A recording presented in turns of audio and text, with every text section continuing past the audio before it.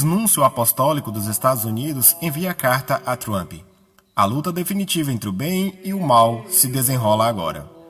O arcebispo Carlo Maria Vigano divulgou esta importante carta ao presidente Trump, alertando de que as crises atuais sobre a pandemia de coronavírus e os distúrbios de George Floyd fazem parte da eterna luta espiritual entre as forças do bem e do mal.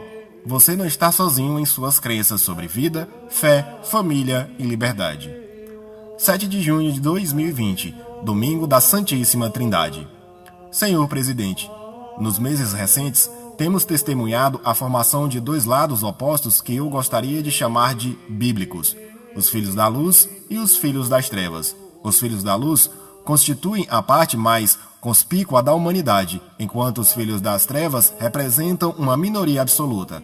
Ainda assim, esses são objetos de uma característica que os põe numa situação de inferioridade moral em relação a seus adversários, os quais frequentemente ocupam posições estratégicas no governo, na política, na economia e na mídia.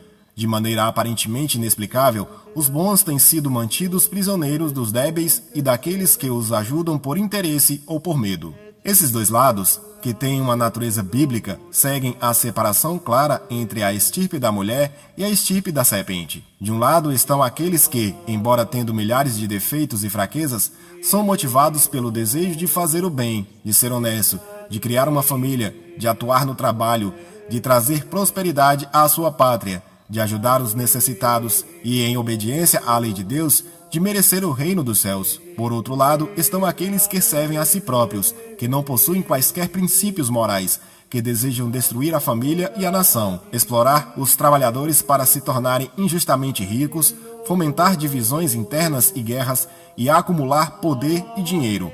Para eles, a ilusão falaciosa do bem-estar temporal irá algum dia, se não se arrependerem, lucrar-lhe o terrível destino que os aguarda, distante de Deus, na danação eterna.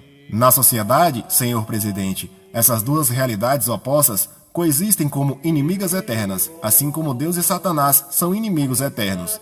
E ao que parece, os filhos das trevas, que podemos facilmente identificar pelo Deep State, ao qual o Senhor sabiamente se opõe e que tem lançado uma poderosa guerra contra si nesses dias, decidiram mostrar suas cartas, por assim dizer, revelando, desta vez, seus planos. Eles aparentam estar tão certos de já terem tudo sob controle que deixaram de lado aquela circunspecção que até agora dissimulava, ao menos em parte, suas verdadeiras intenções. As investigações já em curso revelaram a verdadeira natureza daqueles que lidaram com o surgimento do Covid, não apenas no setor da saúde, mas também na política, na economia e na mídia. Descobriremos provavelmente que, nessa operação colossal de engenharia social, há pessoas que decidiram o destino da humanidade, advogando a si mesmas o direito de agir contra a vontade dos cidadãos e de seus representantes nos governos das nações. Também descobriremos que as revoltas nesses dias foram provocadas por aqueles que, vendo que o vírus está inevitavelmente arrefecendo e que o alarde social da pandemia está minguando, necessariamente necessitarão provocar distúrbios civis, porque eles seriam seguidos de uma repreensão que, embora legítima, pudesse ser condenada como uma agressão injusta contra a população. O mesmo também vem ocorrendo na Europa, em perfeita sincronia. Está bastante claro que o uso dos protestos de rua é um instrumento aos propósitos daqueles que gostariam de ver eleito nas próximas eleições presidenciais alguém que assuma os objetos do Deep State e que expresse fiel e convincentemente esses fins. Não causaria surpresa se, dentro de alguns meses, víssemos mais uma vez que, por detrás desses atos de vandalismo e violência, há aqueles que almejam lucrar com a dissolução da ordem social, de modo a construir um mundo sem liberdade. Solvet et coagula, como ensina o adágio maçônico.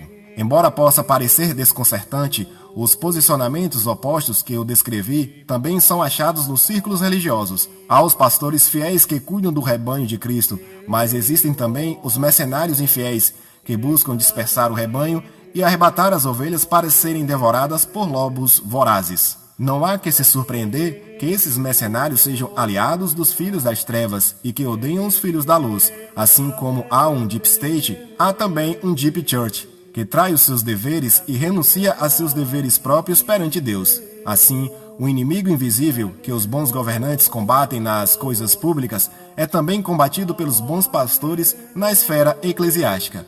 Trata-se de uma batalha espiritual, sobre a qual eu falei no meu recente apelo, publicado a 8 de maio. Pela primeira vez, os Estados Unidos têm no Senhor um presidente que defenda corajosamente a vida, que não se envergonhe de denunciar a perseguição a cristãos ao redor do mundo, que fale de Jesus Cristo e do direito dos cidadãos à liberdade de culto. Sua participação na Marcha pela Vida e, mais recentemente, sua proclamação do mês de abril como o mês nacional da prevenção ao abuso infantil são atos que confirmam de que lado o Senhor deseja lutar. E eu ouso crer que nós dois estamos do mesmo lado desta batalha, ainda que com armas distintas. Por essa razão, acredito que o ataque ao qual o Senhor foi sujeito após a sua visita ao Santuário Nacional de São João Paulo II seja parte da narrativa orquestrada pela mídia, que busca não combater o racismo e trazer a ordem social, mas agravar predisposições, não para fazer justiça, mas para legitimar a violência e o crime, não para oferecer a verdade, mas para favorecer uma facção política. E é avassalador que haja bispos, como esses que eu recentemente denunciei, que, por suas palavras, provam que estão aliados com o lado oposto. Eles são subservientes ao Deep State, ao globalismo e a seu pensamento, à nova ordem mundial que eles invocam cada vez mais frequentes em nome de uma fraternidade universal, que nada tem em si de cristã, mas que remete aos ideais maçônicos, daqueles que querem dominar o mundo retirando Deus dos tribunais, das escolas, das famílias e talvez mesmo até das igrejas. O povo americano é maduro e agora compreendeu o quanto a grande mídia não busca a difusão da verdade, mas sim o silêncio e a distorção dela, espalhando a mentira que seja útil aos propósitos de seus senhores. Entretanto, é importante que o bem, que a maioria, acorde de sua lentidão e não aceite ser sobrepujada por uma minoria de pessoas desonestas com propósitos infames. É preciso que o bem, os filhos da luz, unam-se para fazer sua voz ser ouvida. Qual será o caminho mais eficaz para fazer isso, senhor presidente, do que a oração, pedindo ao Senhor que proteja a si, os Estados Unidos e a toda a humanidade desse enorme ataque do inimigo? Os enganos dos filhos das trevas colapsarão diante do poder da oração. Suas tramas serão descobertas, sua traição será exposta, seu poder ameaçador findará em nada, sendo levado à luz e mostrado como ele é, uma ilusão do inferno.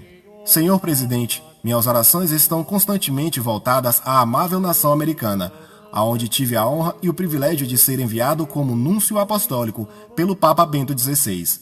Nesse momento dramático e decisivo para toda a humanidade, estou orando por si e também por todos aqueles ao seu lado no governo dos Estados Unidos.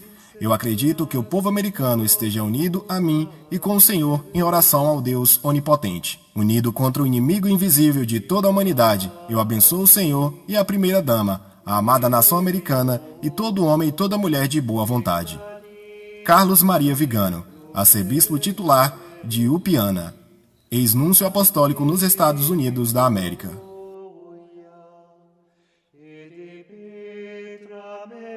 Louvado seja nosso Senhor Jesus Cristo, para sempre seja louvado e sua mãe Maria Santíssima.